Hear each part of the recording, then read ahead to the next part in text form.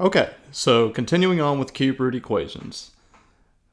Now for this example, I have 3 times the cube root of x plus 2 is equal to 30. The first thing I have to do is I need to get rid of this 3. So that way I can get the cube root isolated on the left side. So the first thing I'm going to do is, to get rid of that 3, I need to divide both sides by 3. And that's because this 3 is connected to this radical by multiplication. And the opposite of multiplication is division. So if I divide both sides by 3, that's going to cancel out the 3's on this side, leaving me with the cube root of x plus 2. On this side, I have 30 divided by 3. That's going to give me 10. And now I can get rid of the cube root by cubing both sides. So cubing both sides, that's going to get this x plus 2 out of the radical. The cube root goes away completely. And then on this side, I have 10 cubed, which is going to be 10 times 10 times 10, which gives me 1,000.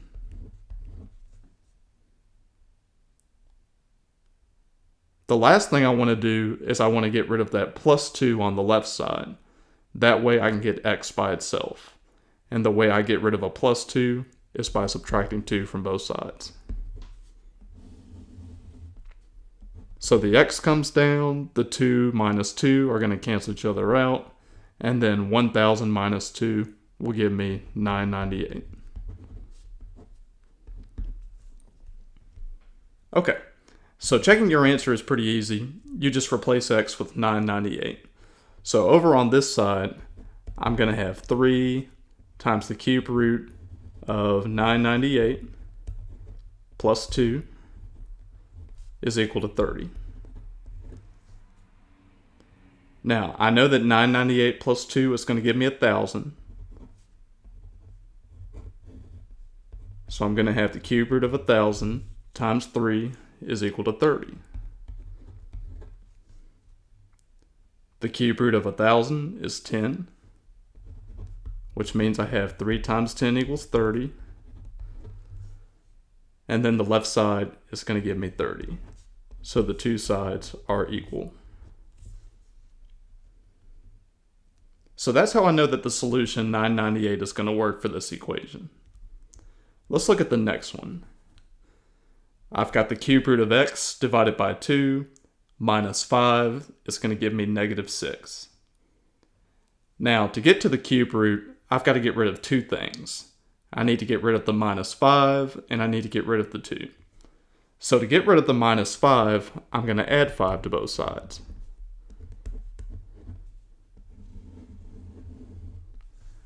When I add 5 to both sides, they cancel out on this side, and the cube root of x over 2 is going to come down.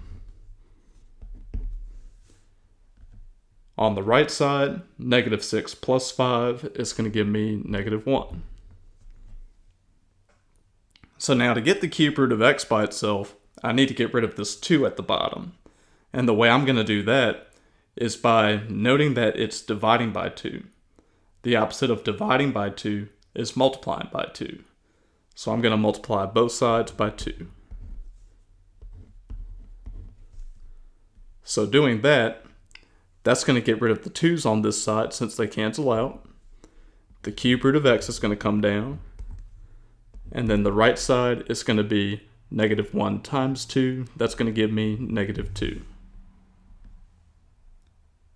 Okay, so the last thing I need to do is I need to get rid of the cube root of x. The way I do that is by getting rid of that radical sign.